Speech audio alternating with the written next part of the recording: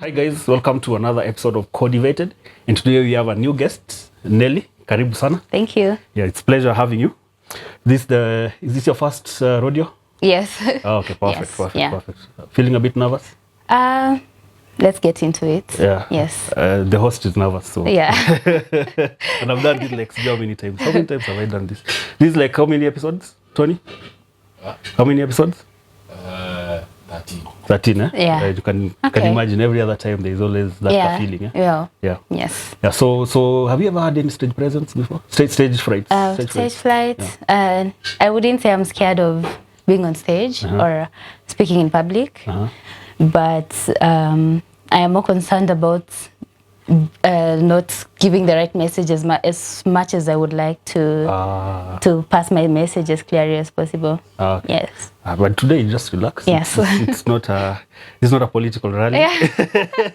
Maybe it's a prep. You don't have to. Maybe it's a prep. Yes. But even with the political rally, you just have to be easy because you're talking to the your people. You know. Yes. So, yes. they are more like family. Yeah. Even this audience are like family. Okay. And you guys don't bite us, eh? Yeah. Please be kind. Be kind. Yeah. Yeah. Yeah. So Nelly, you can start. Where did your journey start? Career? Okay, my career journey. So I can go back to uni. Perfect. Yeah, so I did BBIT, it's Business Information Technology. Yeah. I did that in JKUAT. Then right after that, or rather during the course, I did meet a developer. Yeah. He is a freelancer. He does custom ERPs. So that is software developer. Yes. So yeah, he's a software developer, but now focusing on information systems. Okay. So I met him in a job that I was in when I was still in uni. That is internship? Yes. So I used to lecture, or rather I used to be a tutorial fellow for lecturers. I would help them prepare materials, mark exams, Okay. such very minimal, and also take some classes like computer packages because I was in the industry already through my course. Okay. So I knew my way through computers and also the theory of it at least. Okay. So I would lecture or help lecture in a college in town. Okay. Nairobi CBD. Nairobi CBD. Yeah, so that was like a uni hustle for me. Okay. Yes. So maybe let me get this. Yeah. So were you a student at uni, or Yes, I was. you're a student at the yes. same time you're a? Yeah. So we were looking for internships. Okay. It was one of the internships that I got. Okay. Yes. The same university that you are at. It was no. It was a college in town. Oh, one college. of these Okay. private colleges in town. Okay. So you were at JKUAT. Yes. And then during internship you went to a college. Yes, so I went to a college. So as an I assistant lecturer. yes, Okay. so I got an internship in a software development developers company. But at the same time, I still got another internship for lecturing. So I took both of them. Oh, you're playing smart. Yes, because this was more part-time. The lecturing was more part-time, and it was paid at least. Yeah. And the internship was unpaid. Okay. So I would juggle the two. Yes. So this is 8 to 9, 9 to 5. Yeah. 9 to 5. Yes. You are doing internship in this tech company. Yes. And in then in the evenings. In the evening. I would go do the lecturing, and over time, once I finished the internship, I would go on weekends, on Saturdays, and I would lecture the whole day. Okay. Just for very minimal pay. Okay. That's It was very minimal at the time, but it was still fine for me because I was still in uni. How It was an did you? additional- I know you mentioned that you met a developer. Yes. But how were you able to even get these internships? The two. So the first internship, the one that is for a software developers company, I got it through a family member. Okay. Yes, so they acquaintance. Yes, an acquaintance. Yes, so they use the better English. Exactly. So they were part of the founders team. Okay. So yeah, and it was not paid. It was more of like a practice for me, or rather it was for me to get an internship pretty much to fulfill my requirement for my course. Yeah. And then for the lecturing, I found that on Brighter Monday. Yeah. Okay. So they were looking for a computer packages. Part-time. Part-time. Okay. They were looking for full-time, but I went anyway, part-time. Yeah.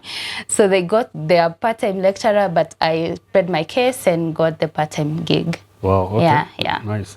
Yeah. Okay. So I did that for since think I was in second year at the time.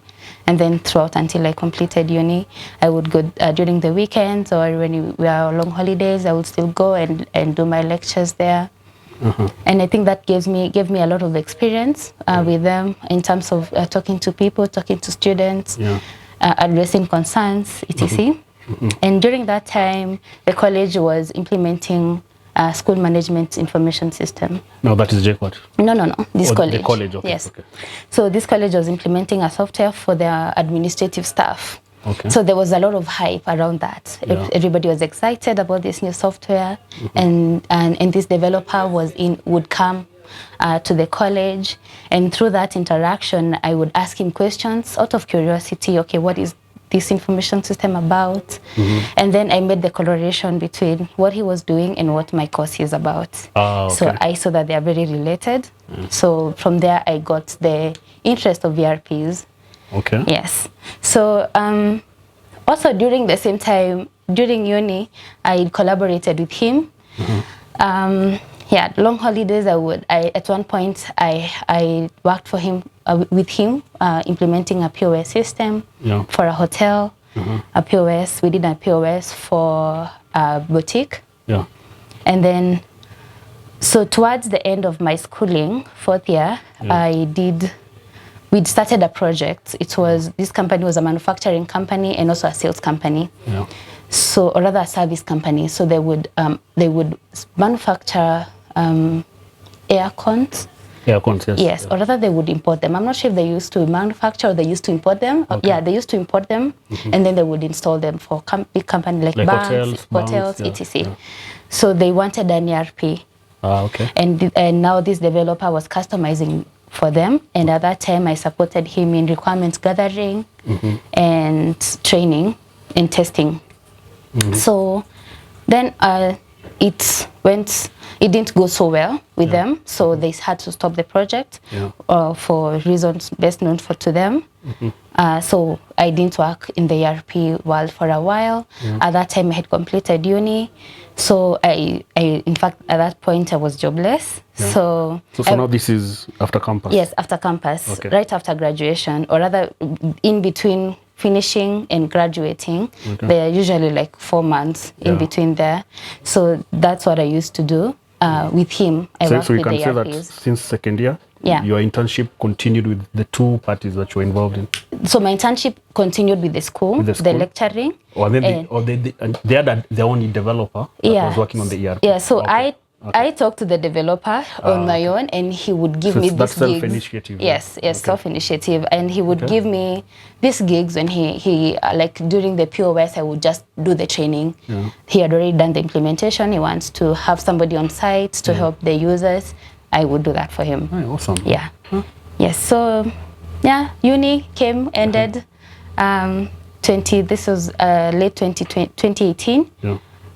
I went back to the college now, asking for a job, any job that was available. Because now you're tamaking. I'm tamaking pretty much. So the job that was available at the time was a receptionist job, which I took. Fortunately for me, I only worked for that job for 1 month. That was January of 2019. And towards the end of that month, this college was opening up a new branch in Thika. And they announced in-house that they are looking for a branch manager. So I applied. So this is where I actually went away from tech for a while. So I applied and I got the job. So I relocated to Thika, branch manager I did that for 1 year, 4 months, up until COVID time. So when COVID hit, yes. No, don't even go far. Okay. So now, you first of all, what made you decide to accept? Maybe it's something that how you were brought up. Yes. Or, I don't know, something. How were you able to convince yourself to settle for a position that was not related to what you studied for? Because I know that will be a challenge for most people. So for me, I was not really fixed on I have to do tech. That's the only thing I can do. In fact, at some point, I was telling myself, I'd even better be an entrepreneur, So, and at that time, I don't think I had the privilege to be selective to the opportunities that come my way, because I'm here, I don't have a job, I live in Nairobi, I have bills to pay. You've already been humbled by the exactly. lifestyle in Nairobi. Yeah, and I'm on my own pretty much. As much as I have a family that is supportive, you'll be told go back home. You know, if you don't have a job, you cannot pay your rent, you'll have to go back home until you get yourself back on track. So I took this job now in Thika, 2019, the whole of 2019 up until 2020 around April. So at this point, you know, it was a bit uncertain where COVID is going. That was March. That March we closed the school. We still operated, but not fully. We attempted to do long distance, but we didn't have the right infrastructures for this. So we had to close down the colleges. So take us back to, why did you apply for the job? The manager. The manager job. Yes. The receptionist. Yes. So the receptionist was out of desperation. Yes. Yes. So the receptionist was purely out of desperation. And then the bank manager? No, it was the branch manager. The branch manager. Yes. So the branch manager was more, to me, I saw it as a challenge for me to put myself in a leadership position. I'm curious to know what was the JD. The job description. How? So the job description. So a job description for the branch manager for that college was you're entirely in charge of the branch. Whether it's become admission, marketing, the running of the college, the studies, everything. The lecturers are in charge of everything that is involving that branch. So for me, it was a challenge. And, you know, because it was not the first branch. We had other branches across the country. And we would interact with these other branch managers. So I would ask them, you know, what is your opinion? What does it entail? And for me, I did believe in myself that I could be able to do it. Did you meet the job requirements, or you just said? Yes, I did. Okay, so the job requirement was basically somebody who have been in the college. Okay. So that was a tick knows how the college really operates. That's another tick. That was a tick because I had been with the college since I was in second year up until I graduated, and even up to 2019. So, and I think I know how to plead my case. When put in an interview. I will bring the best out of myself. And the managers of the college believed in me. They gave me that opportunity. So I relocated to Thika. In fact, when I relocated to Thika, we had not finished construction. So I was, you know, I was there taking care of, making sure that the fundis are doing a good job. So you became a project manager. Exactly. That was my first introductory to project management. Yes. So I moved there in February of 2019, and we had our first admission in April of 2019. So that's when we started having students come in, and we did very well. In fact, our trend as compared to other branches, we were rated very highly in terms of admission, because we had a really high, and also because of where Thika is positioned, we had a lot of students coming in, and also the college has a really good marketing strategy. So we were able to market ourselves and position ourselves as the best college in the country. That's awesome. Yes. So how was your first day like? Were you not afraid? This is something that you've never done before. There's a lot of expectations. So for me, I was more excited than you know, concerned, because now I had been looking for a better opportunity since I graduated, and I graduated in August. I finished school in August of 2018. Even though the graduation comes in December, you see now you're out of school from August all the way to December before you graduate. And having been working for all that time, or having a stable job, and you see this receptionist job, they don't pay quite well.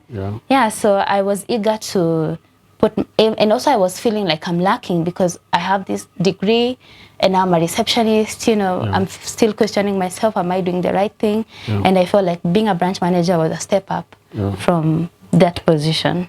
Yes. It had some feel, what do you call it? It had some boost on your self-esteem, right? It was also a prestigious position to be in, because now you're like the head of that branch, reporting directly to the directors of the college. It was. How many guys were you leading? So I started with one. So when I first showed up in the college, I had to only hire a cleaning person to clean the school. And then over time, a student came in. Now we got a deputy manager, or rather, we used to call them the headmaster, I guess. So it's an equivalent of a headmaster or principal. The word was the principal. College principal, branch principal. So we had the branch principal. We came in, then we started having lecturers. So at the end, by the time I was finalizing, I had over 40 staff. Wow. Yes. So you had, I don't know if it's the right word, leading? Yeah, so I was managing. Managing, yeah? Yes. 40 staff. 40 staff. Yes, including teaching and administrative staff. Do you have those moments of inspiring them, encouraging them, dealing with limited resources? So there were times that you are required to really boost their motivation, because especially when COVID came. When COVID came, it was a really uncertain period. Everybody's scared of losing their job because now students are gone. Of course, they are worried that layoffs are coming, and you have to be there motivating them and encouraging them to come in. And also another point in time where I had to really step up and encourage them is when you're doing marketing, because they had to do like these drives that you go into machinanis and looking for students and advertising your school, and I have to rally them to join me and other students to rally. I used to rally the students and also the lecturers to come with me to go to the machinani, you know, advertising our school and letting people know what we do. So I think that was the point where I really had to bring out my leadership skills. I'm actually curious. What was your... I know in corporate we call it KPI. But for the sake of the audience, how were they measuring your performance as a manager? Admissions. So the number of students yes, and also retention. So the number of students you admit and your retention. So those two had to be hand in hand, and they had to be high. So there were numbers specifically that you were given every quarter? Yes. So I cannot remember the specifics, but you had a threshold that you had to meet, keeping in mind that you're a new branch, and also, so I think we met those thresholds. Because we used to have these quarterly meetings of all the branch managers and discuss our performances. And we used to get really good feedback from our directors. Yes. And I know you have also mentioned some of the challenges, and maybe I'll ask it this way. What were your key takeaways in that particular moment in your career and also in your life? Okay, so key takeaway was, I would say that you have to believe in yourself. You know, there are jobs that you're going to go into. You may not feel that you are capable because you've not done it before. You've not managed a team. You've not managed anybody for that matter. But you have to believe that you are capable of doing it. It's scary because you don't know if you're saying the right things to the staff to keep them motivated. But you have to really put yourself in that position to you know, be a leader. Yes, you have to step up. Yes, you would rather take risks. Yes, because I didn't know going into what I was walking into. It was a really green area for me. But you know, when you're, I don't want to use the word desperate, but when you're young, straight from uni, I think everybody should be ready for any kind of job. It's explore your option. You never know, you might discover something about yourself. Exactly. Yes. So I know you've mentioned one of the challenges that you had to deal with was COVID. Yes. Was there any other challenges? Yeah. So also, okay. Maybe you can give us an instance and how you dealt with it. Yeah. So one of the key challenges that, and I think most people, especially women, would agree with me. If you look at me, I'm not very big-bodied. I look really small. You look very, very young. And, and I'm assuming there was, you're leading some people who are a bit older. Yes, a bit older than me. Also, I was leading a majority of the staff were men. Were men, because it was a tech? Yeah, it was mixed. So we have a wide variety of courses. But majority of the lecturers were indeed men. But administrative staff, I had a lot of ladies, but the teaching staff are mainly men. So you would hear the subtleness and also the matarao that is in there with them. So those were the kind of challenges. How did you deal with such challenges? Boldness. So boldness and, you know, ignoring them. you have to being professional, focusing on exactly. This is what brought me here. Yeah. This is what I have to do. Yes. These are the rules. Yes. Let me stick to those rules. Very straightforward. Okay. Put your point across. Whether you listen or not, that is on your side. I've already given you my directive. Yeah. Yes. Okay. Yeah. And how would you politics? Yeah. Every organization has politics. Yes. As a leader, you're young. This is something that you've never dealt with. How are you dealing with politics within the organization? So the good thing or is, even rivalry between colleagues. Yeah. So the good thing is that the way I positioned myself in the college, I was more of, as much as I am bold and I'm straightforward and assertive, yeah. I would approach it from a place of empathy. Okay. Like I would listen to what their predicaments are. And if there are disputes, I need to listen from both sides and try not to show favoritism from anybody, that whether I like you or you may perceive that I like you or I don't like you, that I am able to give my own opinion or honest opinion, and also coming from a place of empathy. Yeah, so I think that's empathy approach really helped me to speak to them and to reach them and for them to hear me. Okay. Yeah. I'm going to ask you a very direct question. Okay. If you were to rank yourself, because this is a role that you are new at. Yes. Between 1 and 10, what do you think you, looking back, not then, but looking back? Well, I don't want to say that I was perfect at the job, of course. I would give myself a solid 8. A solid 8. Yes. So you did well, actually. Yes. I feel like I did a great job. It's the very first time that you did it. Yes. And now you're not looking at it from a bias point. No. Because you're looking backwards. Yes. I think that's a huge, good performance. Yeah. Yes. Okay. So leadership is something that everyone is scared of. Yeah. People want the benefits of leadership. Yes. But they are scared of it. Yeah. And you were willing to try it. Yes. And there were a lot of risks. Yeah. Now, one of the challenges of being a leader is being popular. And so, did you ever find yourself in a situation where your interest outweighed the interest of not the organization per se, but the interest of empathy? Yes. As you had put it. I'll give you an example. Yeah. So one of the points of conflict actually that arose between me and the directors was during COVID. Okay. I think that everybody, including them, they did not know how to handle the situation to a point where they were being, I would say, unfair to the staff, to a point of asking them, the students are already gone home, asking them to come. To keep coming. Yeah. And like most of these, they use matatus, Yeah, there's a cost too. Cost has gone high. Yeah. People are scared, of course. This disease was unknown. People don't know how it's transmitted. Yeah. People are concerned. And me pushing back and trying to raise the case to them, or rather, to address this issue, what the lecturers are feeling or what they are coming from, created a conflict between me and my employer. Yeah. Yes. So I would say that was a point of contention for sure. Ah, okay. Yes. All right. Yeah. Was there any other lessons that you picked? Yeah. So lessons that I learned from that job is beyond go for it. Yeah. Is that you will be faced with a lot of challenges. Okay. Taking a step back to evaluate the situation is very important. Yeah. Also, trying to come from a place of, I don't know this, what can I do to learn? Asking, because there are people who are more experienced than me. There were managers who had been on the job 3, 4, 5 years before I got there. Yeah. I used to have a really close-knit relationship with other managers from other branches. Okay.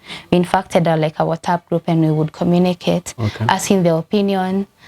Don't pretend that you know everything. You may think that because you've been put in that position, your employers think that you know. Yes, they may have all this trust in and believe in you, but you don't know everything. You have to be willing to consult and ask people their opinions and how they dealt with situations. And that way you are sure that your willingness to learn and grow. Yes. Yeah. So maybe now based on what you've responded to. Yeah. So if you were to rank the resources that helped you in your new leadership, was it books? Yeah. Was it the WhatsApp group? Yeah. What was it that was really a reliable source? The most reliable source was asking. So reaching out to the other managers. Reaching out to the other managers. Okay. Yes, because there is no manual for this job. Yes, this is a really unusual job. Okay. Yes, because most of the people who are in this job, let's say in like a public university, they start as maybe junior lecturers. Yes. And they go on. They grow into it. Yes, they go into, and they know even though I had already been a lecturer, I know how to deal with students. Yeah. And also how to be colleagues with other lecturers. Yeah. It's not, something that, I'm not an educator. Yeah. I may have lectured, but I am not a trained educator. So it is something that I had to learn on the job. Yes. Now, speaking of that, Yeah. In a situation where you have to make a decision that has direct impact on how a lecturer delivers content or even content in class. Yes. And you're not an educator. Yes. How would you, and you're the one to make the decision. Yes. Or you're the one to arbitrate between different people giving you ideas. Yeah. How are you going about that? So the advantage that I have, as much as we were operating as a branch, a lot of things were centralized from the main branch, especially when it came to the education part of the job. Okay. So we had a syllabus that we had to follow. And also most of these syllabuses are next syllabuses. Okay. So they're already defined. Okay. So you have a script that you're following when it comes to the education part. So you're more focused on administration? Yes. Yeah, because the principal is an educator. Okay. Me as a branch manager, I'm more of an administrator. Okay. Yes. Awesome. Yes. Yeah, so guys, we're going to take a break and then we move to part 2. Thank you guys and see you in part 2.